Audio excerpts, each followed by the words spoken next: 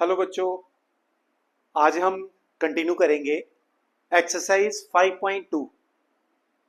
मैंने अपनी पिछली वीडियो में आप बच्चों के साथ already arithmetic progression chapter 5 class 10th इसकी इंट्रोडक्शन डिस्कस की। फिर इसके बाद हमने इसकी एक वीडियो अपलोड की थी एक्सरसाइज 5.1 की, और उसके बाद तीसरी वीडियो थी हमारे पास एक्सरसाइज 5.2 की, लेकिन उसमें हमने 10 क्वेश्चन डिस्कस किए थे।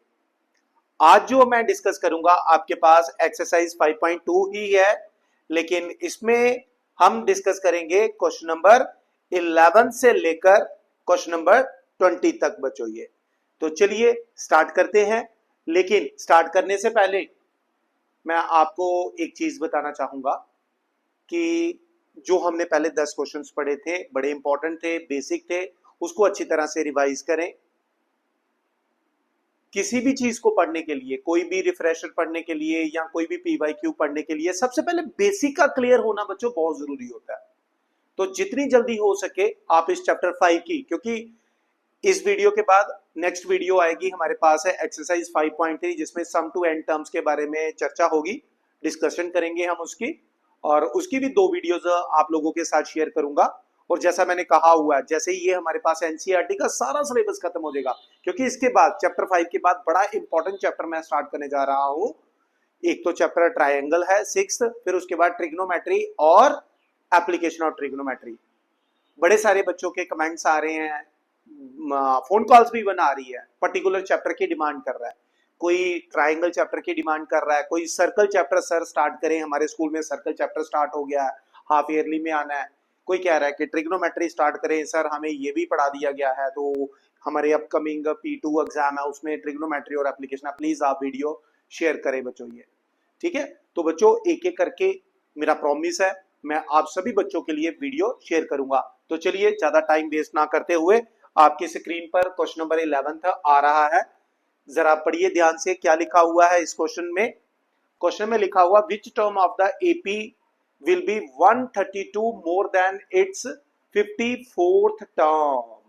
कहता है ये जो एपी है ना, पहले इस क्वेश्चन को अंडरस्टैंड करना जरूरी है। ये जो एपी है हमें दी हुई, क्या कौन सी एपी दी हुई है जरा ध्यान से देखिए। हमें एपी दी गई है 3, 15, 12, 39 एंड सो ऑन, जिसमें फर्स्ट टर्म क्या दी हुई है 3, और कॉमन डिफरेंस क्या दिया बेटे T2 में से, यानी कि सेकेंड टर्म में से फर्स्ट टर्म माइनस कर लें तो 15 में से 3 गया, तो डिफरेंस जो मेरे पास आया हुआ है वो 12 है। अब हम पढ़ते हैं क्वेश्चन क्या लिखा हुआ है। क्वेश्चन को अंडरस्टैंड करना बड़ा जरूरी है बच्चों। ये जब तक हमें क्वेश्चन क्लियर नहीं होगा हम आंसर नहीं निकाल पाएंगे। तो चलिए एक बार इसको डिकोड करते हैं। क्वेश्चन नंबर 11 में पूछा गया which term of the AP will be 132 more than it's 54th term. कहता है इस एपी में कौन सी ऐसी टर्म है जो 132 ज्यादा है, यानी कि उसकी न्यूमेरिकल वैल्यू 132 ज्यादा है, किससे? इसकी 54th टर्म से। बच्चों हम एक काम करते हैं, लेट कर लेते हैं nth term, last term will be 132 more than it's 54th term. मान लेते हैं nth टर्म ही है, अभी पता चल जाएगा हमें। इसका मतलब nth टर्म ज्यादा है किससे? 54th टर्म से। कितना ज्यादा है? 132 ज्यादा है। कितना ज्यादा है? 132 ज्यादा है बच्चों। ये बोला गया बच्चों इसमें, ठीक है। अब nth टर्म का फॉर्मूला क्या होता है बच्चों? a plus n minus 1 into डी, और 54th टर्म का आ गया a plus 53d is equal to आ गया बेटे 132। अब मैं जब ब्रैकेट ओपन करूंगा तो ये आएगा a plus n minus 1, D कितना बच्चों? डी है आपका 12, ब्रैकेट में रखेंगे हम इसको, माइनस a और माइनस 53 इंटू डी, डी यहां पे भी 12 आ गया, दैट इज इक्वल टू 132 बच्चों, 132 बच्चों। ये तो यहां सबसे पहले हम a और a को कैंसिल आउट कर देते हैं, a और a को कैंसिल आउट कर देते हैं, तो मेरे पास जो बचेगा वो बचेगा n माइनस 1 इंटू 12 एक टर्म ये बच गई बच्चों, और ये जो मेरे पास बच गई है -53 इंटू 12, इसको मैं उस तरफ ट्रांसपोज करके ले जाता हूं, तो ट्रांसपोज कर देते हैं, ये आ गया 132 प्लस 53 इंटू 12, 53 इंटू 12 आ गया बच्चों, इंटू 12 आ गया बच्चों ये। ठीक है, अब देखो बच्चों, ये अब हमने क्या करना है, n-1 इंटू 12। ठीक है, अब हम क्या करेंगे, स्मार्ट वर्क करेंगे। यहाँ पे कई बच्चे क्या करेंगे, इनको मल्टीप्लाई करेंगे, फिर जो आंसर आएगा इसमें ऐड कर देंगे। बिल्कुल सही स्टेप है, कोई गलत नहीं है, लेकिन मैं थोड़ा सा और स्टेप स्मार्ट कर देता हूं। 132 और इस टर्म में देखें तो 12 कॉमन है, तो 12 अगर मैं कॉमन ले लूं तो ये बचेगा बेटे 11, क्योंकि 12 इंटू 11 होता है आपका 132 प्लस 53 आ गया, प्लस 53 आ गया। अब इसका फायदा क्या हुआ बेटे, 12 और 12 को हम कैंसिल आउट कर देते हैं, तो मेरे पास क्या बच गया, n-1 इज इक्वल टू 53 और 11 कितना हो गया, 64। इसका मतलब n की वैल्यू कितनी आ गई, 64 प्लस 1 यानी कि 65। इसका मतलब हो गया कि 65th term, 65th term, 65th term, therefore n 65 का मतलब है कि जो इसकी 65th टर्म है, 65th टर्म ये ज्यादा है बच्चों, term is 132 more than it's 54th term. बेशक आप चेक करके देख लो बच्चों, चेक करके देख लो आप 65th टर्म कैसे सॉल्व करोगे, a प्लस 64d, आप कैलकुलेट करके देख लो बच्चों, a प्लस 64d, a और d की वैल्यू डालो, आपका जो आंसर आएगा वो 54th टर्म में से माइनस करके देख लो, यू विल गेट 132। ये था हमारे पास क्वेश्चन नंबर 11। बहुत इंपॉर्टेंट है, ध्यान रखना, हर क्वेश्चन इंपॉर्टेंट है, हर क्वेश्चन इंपॉर्टेंट है, क्योंकि एक साल क्वेश्चन नंबर 11 आ जाएगा तो दूसरे साल हो सकता है 13 आ जाए, 14 आ जाए, 18 आ जाए, 19। सो हर क्वेश्चन इंपॉर्टेंट है, हर क्वेश्चन को बेसिक तरीके से हम इसको प्रिपेयर करेंगे। तो जल्द से जल्द आप इस क्वेश्चन को नोट करें। अब आपकी स्क्रीन पे आएगा क्वेश्चन नंबर 12 बच्चों, क्वेश्चन नंबर 12 लेके अब आपकी स्क्रीन पे आ रहा हूं मैं बच्चों। ठीक है, होपफुली आप सबको ये समझ आ गया, होपफुली आप सबको ये पूरी तरह से समझ आ गया होगा बच्चों।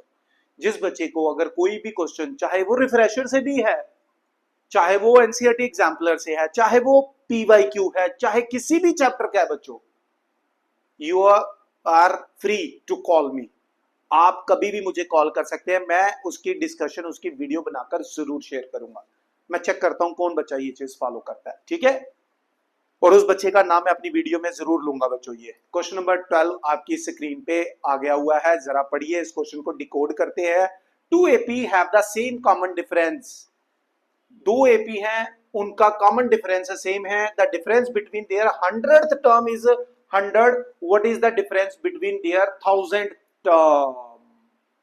यार कहता है 2 AP हैं, उनका कॉमन डिफरेंस सेम है, फर्स्ट टर्म पता नहीं है, तो सबसे पहले हम एक काम करते हैं, late A1 and A2 be the first term, be the first terms of 2 AP। मान लो ये दो फर्स्ट AP जो है उनकी फर्स्ट टर्म है ऑफ 2 AP, 2 AP। ठीक है, 2 AP है ना, दोनों की अपनी अपनी फर्स्ट टर्म होगी। हाँ, कॉमन डिफरेंस सेम है, कहने का मतलब है मान लो मेरे पास एक AP है 2, 4, 6, 8 सो ऑन, एक है मेरे पास 1, 3, 5 सो ऑन। आप देखो दोनों में डिफरेंस क्या है, सेम है 2, लेकिन फर्स्ट टर्म तो दोनों की अपनी अपनी होगी ना बेटा। दो डिफरेंट एपी है, याद रखना, दो डिफरेंट एपी है, इसलिए ये चीज कंसेप्ट याद रखना। ठीक है, stick to the basic, basic के साथ स्टिक रहेंगे ये। And D B the common difference, and D B common difference, D क्या है, कॉमन डिफरेंस है बच्चों, क्या है, कॉमन डिफरेंस है बच्चों उन दोनों एपीज का। ठीक है, ये कॉमन डिफरेंस है। अब उसने क्या कहा, the difference between their 100th term, difference between 100th term बच्चों।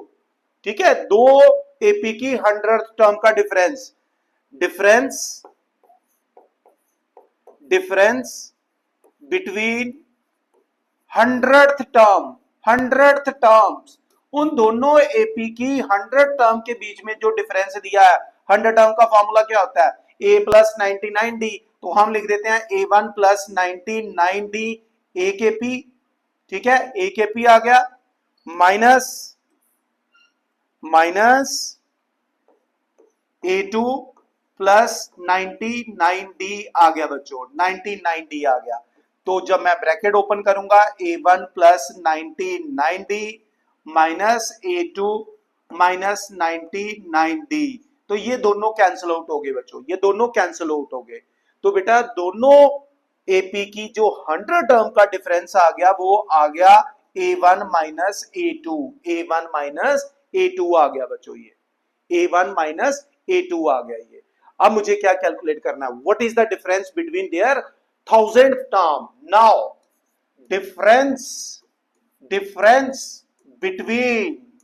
बिटवीन 1000 टर्म के बीच में डिफरेंस क्या होगा। तो बेटे 1000 टर्म का फॉर्मूला आ गया A1 plus 999d minus A2 plus 999d, तो ब्रैकेट ओपन कर देते हैं, A1 plus 999d minus A2 minus 999d, तो 999d कैंसिल हो गया, तो ये बन गया A1 माइनस A2, यानी कि यार सेम ही आ गया, सेम ही आ गया, जो 100 टर्म का डिफरेंस है वही उनका 1000 टर्म का डिफरेंस आ गया। दैट्स इट, बड़ा इजी क्वेश्चन था। कहता दो एपी हैं, दोनों की अपनी अपनी फर्स्ट टर्म है, हाँ कॉमन डिफरेंस सेम है, क्या सेम है, कॉमन डिफरेंस सेम है, और साथ ही उसने बोला कि उनकी 100 टर्म का डिफरेंस दिया हुआ था, तो मैंने कैलकुलेट कर दिया A1 माइनस A2 आया। फिर वो कहता है what is there difference between 1000 term, तो 1000 टर्म के बीच में डिफरेंस मैंने कैलकुलेट करके देखा, वो भी सेम आ रहा है, तो वो भी सेम आ रहा है। दैट्स इट, यही हमें बताना था इसमें ये। तो जल्द से जल्द इस क्वेश्चन को नोट करें। आई होप आपको क्वेश्चन नंबर 12 भी पूरी तरह से क्लियर है, 12 भी क्वेश्चन पूरी तरह से क्लियर है। आपकी स्क्रीन पे मैं लेके आ रहा हूं अब क्वेश्चन नंबर 13, क्वेश्चन नंबर 13 बच्चों ध्यान से देखो जरा, बड़ा इजी क्वेश्चन है और इंपॉर्टेंट भी है। ऐसे question how many 3 digit numbers are divisible by 7। 3 digit number क्या होता है, 3 डिजिट नंबर होता है 100 से लेकर 999 तक, ये होते हैं 3 डिजिट नंबर। ये कौन से होते हैं, 3 डिजिट नंबर हैं बच्चों ये। अब वो कहता है ठीक है ये 3 डिजिट नंबर हैं हमारे पास, 1000 से लेकर 999 तक मान लिया, लेकिन कहता है इसमें कितने ऐसे हैं जो 7 से डिविजिबल हो रहे हैं, किससे, 7 से डिविजिबल हो रहे हैं, वो हमें इसमें बताना है। तो ये एक फाइनाइट एपी बनेगी। सो हम यहां पे लिख लेते हैं बेटे, सॉल्यूशन आ गया 3 डिजिट नंबर डिविजिबल बाय 7 कितने हैं, पहले देखते हैं। डिविजिबल बाय 7, तो पहला आ गया बच्चों आपके पास 105 आ गया, 105 7 से डिविजिबल है बच्चों ये, 15 7 जा, ठीक है। नेक्स्ट क्या आ जाएगा, 7 ऐड कर दो, 7 ऐड करते हैं 112, फिर आ जाएगा 119, फिर आ जाएगा 126, सो ऑन। लास्ट में बताएंगे कौन सा होगा, लास्ट में बताएंगे कौन सा होगा। देखिए जरा कौन सा आता है 7 से डिविजिबल, सोचिए शाबाश, 7 से डिविजिबल, 7 से डिविजिबल। लास्ट लाइन में देखिए 994 तो नहीं है कहीं, 7 से डिवाइड होता है, चेक कर लो एक बार, रफ में चेक करना, मुझे भी नहीं पता, मैं भी चेक कर लेता हूं। क्या आएगा, 7 1 जा 7, ये आ गया 2 9, 7 4 जा 28, रिमाइंडर क्या आ गया 1, ऊपर से 4 आ जाएगा, अरे 7 2 जा 14, अरे वाह हमें मिल गया 994। नहीं हो तो भी 995 करके देख लेना, खैर 5 वाला तो होना नहीं था, फिर 6 करके देख लो, 997 करके देख लो, 90 वाली लाइन में कोई ना कोई तो होगा, चेक करना पड़ता बच्चों इसको। तो लास्ट क्या आ गया बेटे, 994 आ गया। हमें बताना हाउ मेनी, कि यार ये कितने हैं ये बताने हैं, यानी कि एन बताना है, सिंपल फंडा है। क्या बताना है इसमें, एन बताना है आपको। यार क्वेश्चन की ना बिल्कुल जड़ तक पहुंचने की कोशिश करनी है हमने, बिल्कुल जड़ तक ही वो कह रहा, क्वेश्चन को डिकोड करो आप। जो बच्चा क्वेश्चन को डिकोड कर लेगा उसका आंसर निकलेगा भाई, रट्टा मत मारना, मैथ्स को रट्टा नहीं होता, क्योंकि हो सकता है हम मल्टीपल ऑफ 7 पढ़ रहे हैं, डिविजिबल बाय 7 पढ़ रहे हैं, वहां बना गया डिविजिबल बाय 15, डिविजिबल बाय 17, यार हमें पता होना चाहिए बच्चों वो चीज, ये तो बेसिक है, छोटे छोटे बच्चों को पता है ये। सो अपने बेसिक क्लियर करें बच्चों ये, ठीक है। तो ये आ गया। अब हमने ये बताना है एन क्या है। तो इसमें फर्स्ट टर्म क्या है मेरे पास 105 है। डिफरेंस क्लियर कट 7 7 का है क्योंकि डिविजिबल बाय 7 है, तो मैंने 7 के मल्टीपल लिखे हुए हैं। और लास्ट टर्म मेरे पास है nth टर्म दी हुई है 994 बच्चों। तो चलिए nth टर्म का फॉर्मूला यूज करते हैं, a plus N minus one into D. ये आ गया 994 is equal to 105 plus N minus one into ये आ जाएगा 7। ये क्या आ जाएगा 7 बच्चों, क्या आ जाएगा 7 बच्चों ये, ठीक है। तो पहले तो ये रफ टास्क यहां से मिटा देते हैं, इसका कोई काम नहीं है, ढूंढ लिया हमने जिसको ढूंढना था। तो बेटे ये 994 में से 105 हम करते हैं माइनस, ये बन गया मेरे पास n minus one into 7।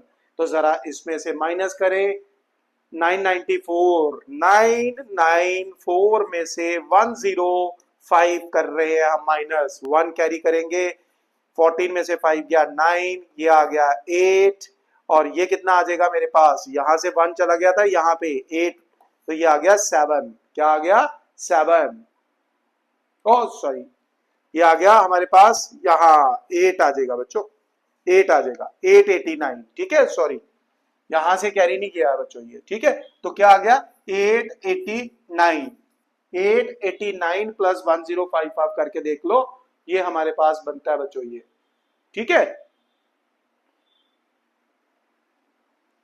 Clear, चलो जी इधर क्या आ गया, ये आ गया मेरे पास n minus one into 7।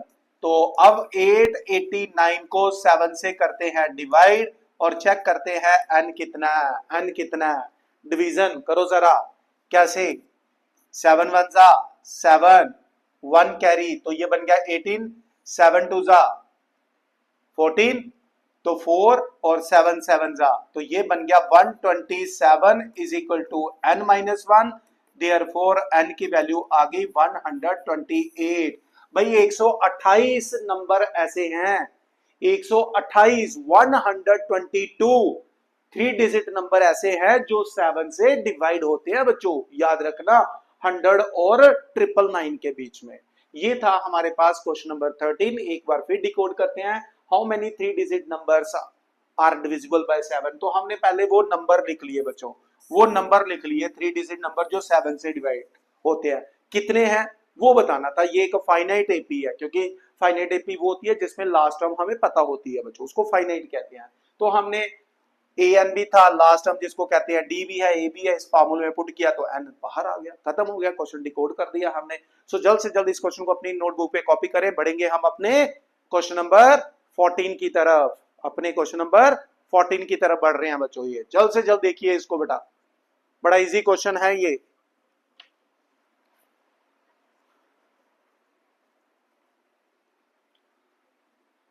Okay जी, क्या कह रहा है, how many multiple of 4 lie between 100 and 250। अरे यार मल्टीपल ऑफ 4 सेम वैसे ही है, फाइनाइट एपी है, 100 और 250 के बीच में मल्टीपल ऑफ 4, पहला तो सीधा आ गया 12 आ गया, फिर आ गया 16 आ गया, फिर आ गया 20 आ गया। बेटे इसमें 8 4 और 0 नहीं लेना, क्योंकि उसने कहा है बिटवीन 100 और 250 के बीच में लेना, 100 और 250 के बीच में लेना है। तो सो ऑन करते करते करते करते 250 होता है क्या, 250 होता है, बिटवीन कहा तो 250 वैसे ही आना, 248 करके देख लो बेटा, ये आ जाएगा 4 से डिवाइड, 4 6 जा 24, 8 आ गया, 4 2 जा, ठीक है। तो लास्ट क्या आ गया बेटा 248 आ गया, 248 आ गया बच्चों ये। अब बहुत इजी है, पिछले क्वेश्चन की तरह, ए 12 है, डी 4 है, और लास्ट टर्म मुझे दी हुई है ए एन 248। तो ए एन का फॉर्मूला लगाएंगे हम, a plus N minus one into d, a plus N minus one into d. तो ए एन क्या है 248, ए मेरे पास 12 है, n minus one into d मेरे पास 4 है। तो मैं यहां पे लिख रहा हूं एन क्या है, right the answer in comment box. थोड़ी सी आप भी मुशक्कत करेंगे, थोड़ा सा आप भी वर्क करेंगे बच्चों। तो एन बताना है, राइट इन कमेंट बॉक्स। जो बच्चा मुझे आंसर देगा, मैं नेक्स्ट वीडियो में उस बच्चे का नाम शेयर करूंगा सभी बच्चों के साथ। कमेंट बॉक्स में आप इसका आंसर दीजिए, कमेंट बॉक्स में इसका आंसर दीजिए बच्चों। क्वेश्चन नंबर 14 एन बताना, सारा बता दिया मैंने, क्वेश्चन डिकोड कर दिया हुआ मैंने ये, ठीक है। बढ़िया क्वेश्चन था। बढ़ते हैं हम अपने नेक्स्ट क्वेश्चन की तरफ। ओके जी, पहले तो यार इस पे लिख दो इंपॉर्टेंट 2026 एक्सपेक्टेड। क्या है? एक्सपेक्टेड है ये वाला क्वेश्चन, एक्सपेक्टेड क्वेश्चन है। चलिए डिकोड करते हैं क्वेश्चन नंबर 15 को। For what value of n the nth term of 2 AP। बच्चों एक AP दी है 63, 65, 67 एंड सो ऑन। एक AP दी है 3, 10, 17 सो ऑन। कहता है दोनों की nth टर्म इक्वल है। तो बच्चों A क्या है? 63, D क्या है? 2, तो nth टर्म क्या हो गई? A plus n minus 1 into D, D is 2, D is 2, तो ये आ गया 63 प्लस 2n माइनस 2, तो मैं इसको लिख देता हूं 2n प्लस 61। ये आ गई nth टर्म इसकी। अब nth टर्म उसकी भी निकाल लेते हैं। A क्या है उसमें? A क्या है उसमें? A 3 है, D कितना है? D 7 है, तो nth टर्म इसकी भी निकाल देते हैं। क्या आ गया? A plus n minus 1 into 7। तो सॉल्व करूंगा अगर इसको nth टर्म को, क्या आ गया? 7n, 3 प्लस 7n माइनस 7, यानी कि आएगा 7n minus 4, 7n minus 4। Now according to the question, question को पहचानो बच्चों। क्या कहता है यार, इसकी अंत टर्म और इसकी अंत टर्म इक्वल है, बताओ n क्या है? तो इक्वेट कर देते हैं बेटा, यानी कि इक्वेशन फर्स्ट और इक्वेशन सेकंड को इक्वेट कर दो। तो फ्रॉम फर्स्ट एंड सेकंड, एक आ गया 2n प्लस 61, एक आ गया 7n माइनस 4 आ गया बच्चों। तो बेटे इसको इधर ले आओ, 61 plus 4 is equal to 7n minus 2n, तो ये बन गया 65, ये बन गया 5n। तो बेटे सीधी सी बात है, n की वैल्यू आ गई 65 डिवाइडेड बाय 5, यानी कि 13। तो n कितना है? 13 है बच्चों। लीजिए मजा इस क्वेश्चन का 15। 2026 एक्सपेक्टेड क्वेश्चन होगा। याद रखना मेरी बात को, जब आप बोर्ड के पेपर में बैठेंगे किसी ना किसी सेट में ये क्वेश्चन जरूर मिलेगा। जो बच्चा इस वीडियो को देख रहा है वो बच्चा फायदा लेगा। आप भी लीजिए, देखते हैं कौन फायदा ले सकता है बच्चों। ये जो क्वेश्चन मैं बता रहा हूं अपनी हर वीडियो में कि ये इंपॉर्टेंट है, जरूर करना है, तो जरूर करके जाना बच्चों, ठीक है। सो जल्द से जल्द इस क्वेश्चन को नोट करें, बढ़ेंगे अपने अगले क्वेश्चन की तरफ।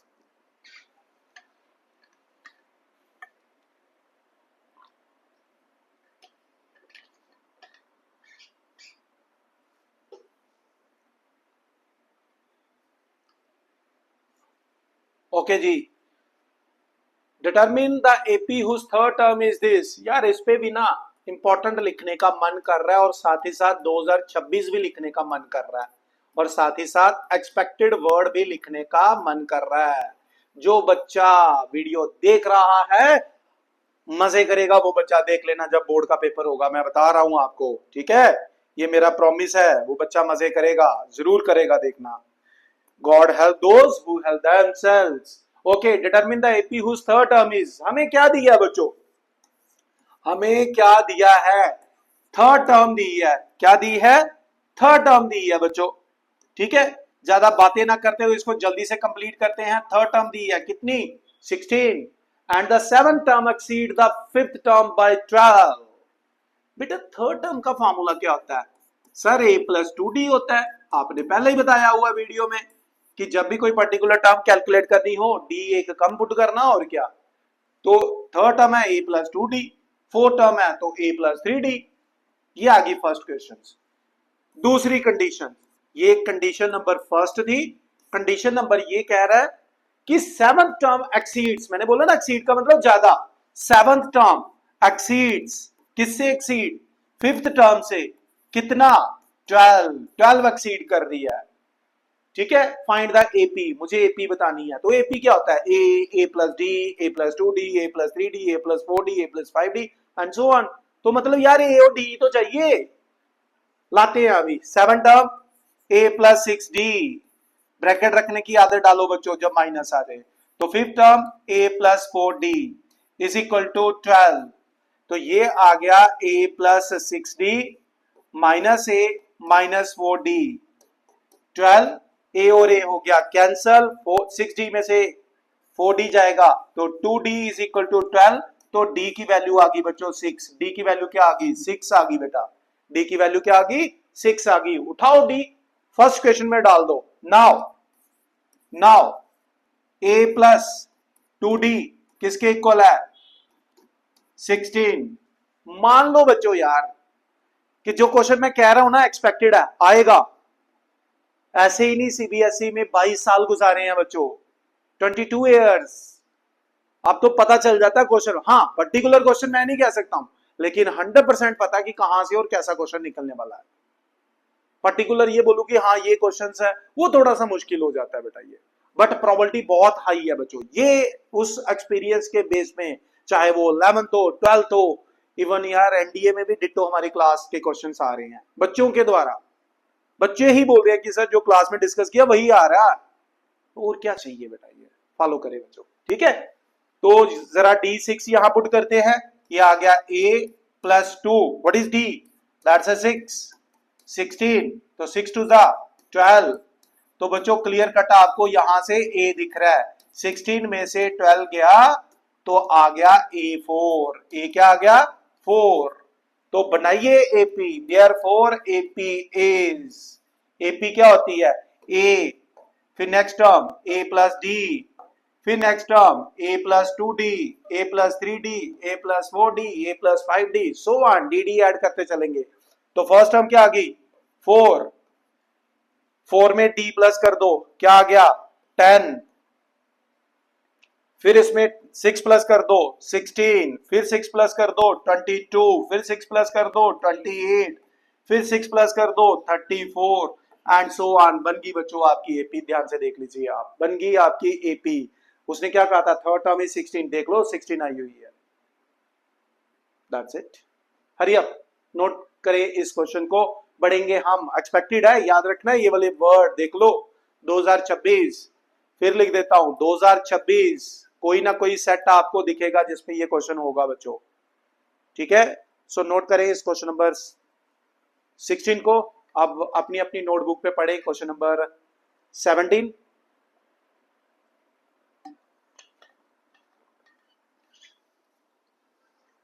क्वेश्चन नंबर 17 लेकर आपकी स्क्रीन पे आ रहा हूं बच्चों, ठीक है। स्क्रीनशॉट लेना जो कह रहा है बच्चा ले सकते हो स्क्रीनशॉट, बाद में इसको नोट्स बनाने की हैबिट डेवलप करो बच्चों, नोट्स बनाने की है, ठीक है बच्चों। यार वेरी इंपॉर्टेंट, इंपॉर्टेंट लिखते आ रहा था, वेरी इंपॉर्टेंट। क्या कह रहा है 3, 8, 13 सो ऑन 253, कह रहा find the 20th term from the list. ये क्वेश्चन देके ना बच्चे फटाफट जंप मारते हैं, यार 20th टर्म है लिख दो इसको, a plus 19d, a plus 19d, और नंबर मिलता है 0, नंबर मिलता है 0। सर ये क्या बात हुई बच्चों, वो क्या कह रहा है find the 20th term from the last term. कहता है 20th टर्म, ये जो आप कैलकुलेट करते हो ना बेटा, ये हमें कोई नहीं बताता है, कोई भी third term, fourth term, fifth term, 20th term, ये फॉर्मूला है बिगिनिंग से, इस तरफ से होती है 20वीं टर्म, इस तरफ से हम कैलकुलेट करते हैं इस फॉर्मूले से an से। लेकिन वो क्या कह रहा है, कहता है इस तरफ से 20th टर्म बताओ, इस तरफ से 20th टर्म। ये देखो मैं आपको एक example, a b c d e so on, मैंने यहां पे लिख दिया z।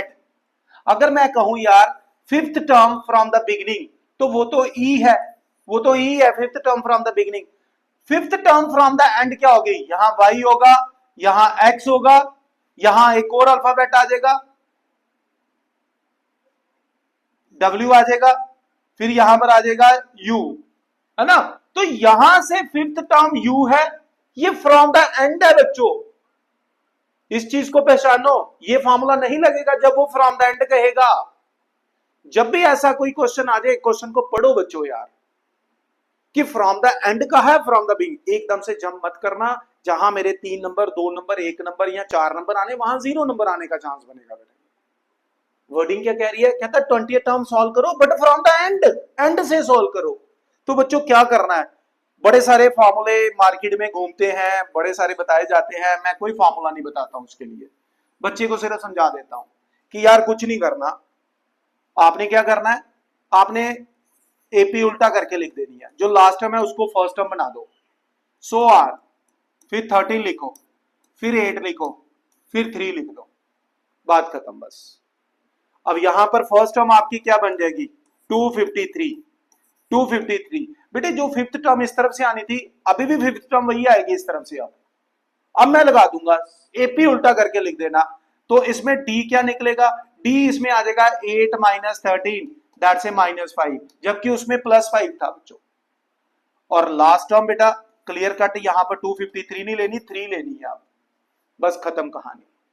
ठीक है, अब मेरे पास क्या है, 20th टर्म बोला ना, तो 20th टर्म के लिए फॉर्मूला लगा देंगे a प्लस 19d, खत्म। यहाँ ए एन की जरूरत नहीं है, मुझे लगा था एन कैलकुलेट करना है, ठीक है, तो यहां इसकी जरूरत नहीं है। 20th टर्म कैलकुलेट कर दो, तो a क्या आ गया, 253 प्लस 19 इंटू -5, तो ये आ गया बच्चों 20th टर्म 253 माइनस 95, 253 माइनस 95, खत्म। अब कर लो माइनस आप इसमें से, सो 253 में से 95 माइनस करेंगे, यहां से 1 कैरी कर लो 13, ये बन जाएगा आपके पास 8, ये रह जाएगा 4, 14 में से 9 गए 5, तो 158 आपका आंसर आ जाएगा बच्चों, 158 आपका आंसर आ जाएगा।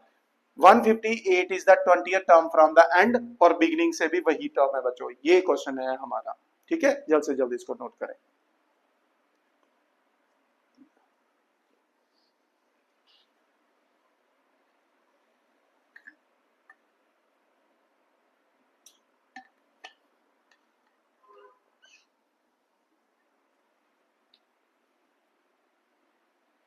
ओके बच्चों, यार इसके लिए मोस्ट इंपॉर्टेंट बनता है, मोस्ट इंपॉर्टेंट बनता है 2026 में ये क्वेश्चंस। ठीक है, the sum of 4 term and 8 term of AP is 24 and the sum of 6th and 10th term of AP is 44, find the first 3 terms of AP. बच्चों क्या लिखा है, बहुत इजी क्वेश्चन है, बहुत ही इजी क्वेश्चन है। कहता है सम ऑफ 4th टर्म यानी कि A4 प्लस 8th टर्म, इसका जो सम है वो किसके इक्वल है, 24 के इक्वल है। तो बेटा थर्ड 4 टर्म क्या होती है, a प्लस 3d, और ये होता है a plus 7d is equal to 24। तो a प्लस a क्या आ गया, 2a plus 10d is equal to 24। आप चाहो तो 2 कॉमन ले सकते हो, a plus 5d is equal to 24, तो a प्लस 5d आपके पास आ जाएगा 12। 12 कैसे आया, इसको कैंसिल आउट कर देना बच्चों, इसको कैंसिल आउट कर देना। ये रही आपकी इक्वेशन नंबर फर्स्ट, ये रही आपकी इक्वेशन नंबर फर्स्ट। दूसरा केस क्या कह रहा है, and the sum of 6 term a6 plus a10 this is equal to 44। तो 6 term a plus 5d, 10th term a plus 9d is equal to 44। 44 a plus a 2a plus 14d is equal to 44, तो 2 यहां से भी common ले लो, a plus 7d is equal to 44, तो a plus 7d आ गया बच्चों किसके equal, 44 divided by 2 22, equation number 2 बन गई बेटा, इक्वेशन नंबर 2 बन गई बच्चों। ये बस लगाओ एलिमिनेशन फर्स्ट और सेकंड में, ए और डी ढूंढ लो, तो जब मैं सब्ट्रैक्ट करूंगा तो मुझे ए भी मिलेगा, मुझे डी भी मिलेगा, तो फर्स्ट 3 टर्म्स आप बता दीजिए, a plus d, a plus 2d, that's it. मुझे कमेंट बॉक्स में ए की वैल्यू भी और डी की वैल्यू भी आप डालेंगे। इसमें हल्की यार कैलकुलेशन आप भी करो। 95% क्वेश्चन मैंने सॉल्व कर दिया। अब आपने क्या करना है, इन दोनों को एलिमिनेशन लगा देना है।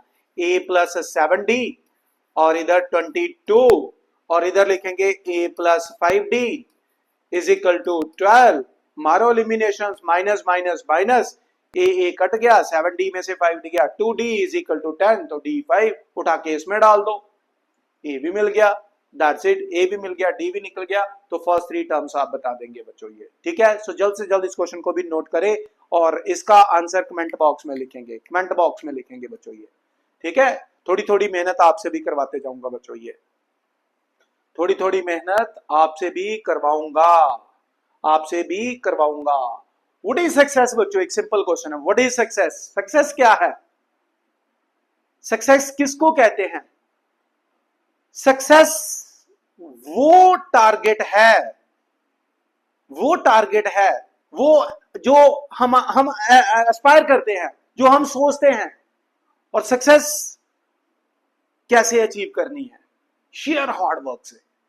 सक्सेस का मतलब सिर्फ गेटिंग गुड मार्क्स नहीं है, सक्सेस का मतलब है कि जो चीज हम चाहते थे, हमारी पर्सनैलिटी डेवलपमेंट, हमारा आप ये कह लिए हमारा जो स्टेटस डेवलपमेंट है, हमारा चाहे वो इकोनॉमिक स्टेटस हो, चाहे हमारा वो सोशल स्टेटस हो, क्या वो हमने अचीव किया, उसको सक्सेस कहते हैं बच्चों ये।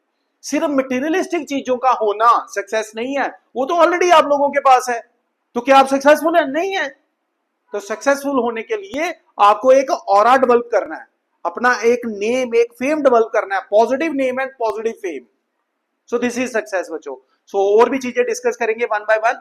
पहले आप ये क्वेश्चन नंबर 18 का स्क्रीनशॉट लीजिए, बढ़ेंगे हम अपने 19 क्वेश्चन की तरफ, 19 क्वेश्चंस की तरफ बढ़ेंगे बच्चों।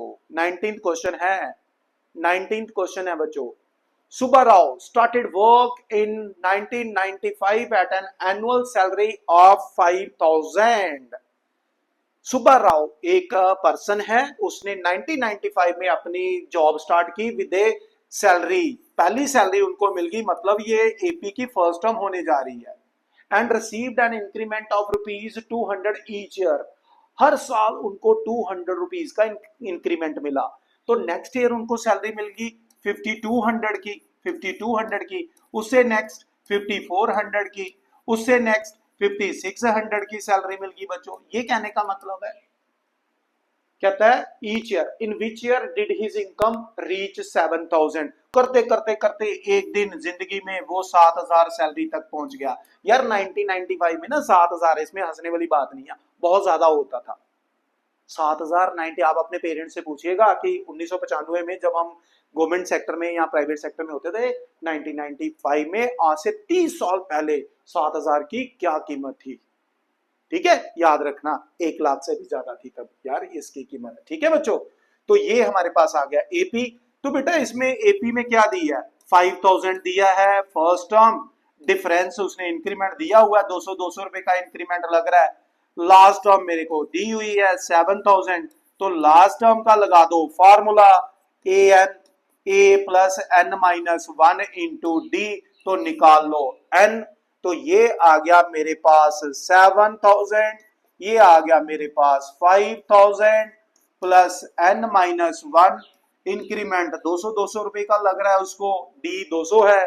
तो बेटे 7000 में से 5000 जाएगा, तो ये आ जाएगा मेरे पास 2000 is equal to n minus 1 into 200। तो बेटा 2000 डिवाइडेड बाय 200 क्रॉस मल्टीप्लाई कर दिया, इक्वल टू एन माइनस 1 आ गया। सो ये बेटा 10 हो गया, n minus 1, therefore n is equal to 11। 11 साल में, 11 साल में उसकी इनकम 7000 रुपए पहुंच जाएगी बच्चों, ये खत्म बात, 11 साल में ये, ठीक है। जल्दी से जल्दी इसको नोट करें बच्चों ये, जल्द से जल्द इसको नोट करें बच्चों ये, ठीक है।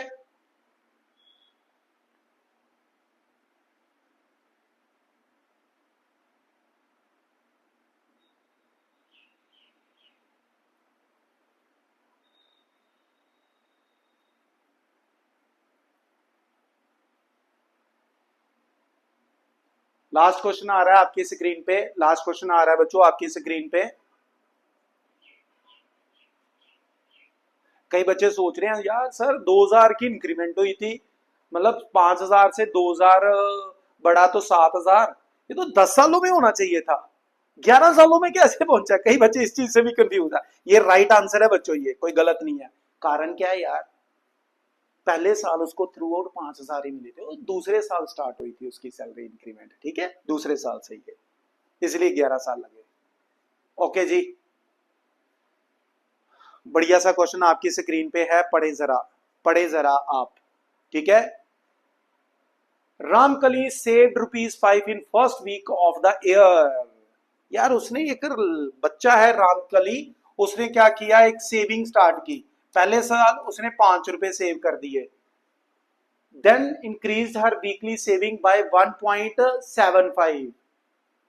फर्स्ट वीक को उसने क्या किया, ₹5 सेव किए, और फिर अपकमिंग वीक में उसने हर हफ्ते 1.75 की उसने इंक्रीमेंट की, अगले हफ्ते में ये, तो अगले हफ्ते उसने कितना किया, 6.75 किया, 6.75 किया, फिर उसके बाद 8.5 रुपीज पे पहुंच गए वो, है ना, इस पे पहुंच गए वो।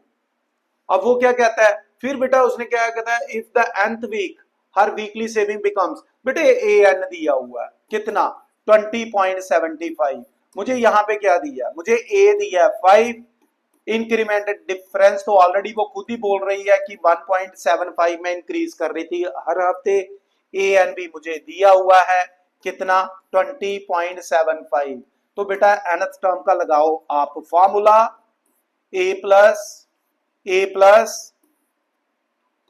क्या है, a plus n-1 into D. अब आपके पास ए एन बी है कितना, 20.75, ए कितना है, ए है 5, n-1 और डी है बेटा 1.75। तो n कैलकुलेट करके क्या करना है आपको पता है, कमेंट बॉक्स में लिखना, बस खत्म होगी बात। तो प्यारे बच्चों ये था 5.2 क्या कंप्लीट पैकेज, जिसमें 2 वीडियो बनाई है मैंने आप बच्चों के लिए। कारण उसका ये था कि यार एक वीडियो बनाते हो 2 घंटे की बन जाती, तो देखने में भी बोर हो जाते। खैर बोर नहीं होने दूंगा, ये है वादा आपके अपने मैथ का सिकंदर का, और मेरा पूरा प्रॉमिस है, पूरा एफर्ट है, आपको भी बनाऊंगा मैथ का सिकंदर। बस जो चीज बताते जा रहा हूं उसको फॉलो करते जाएंगे आप लोग। तो अपनी इस वीडियो को यहीं रोकते हुए कल अपनी नेक्स्ट वीडियो लेके आऊंगा, जिसमें हम डिस्कस करेंगे sum to n terms of AP, that's a most important exercise. So keep it up, all the best, God bless you all बच्चों, we will meet next video.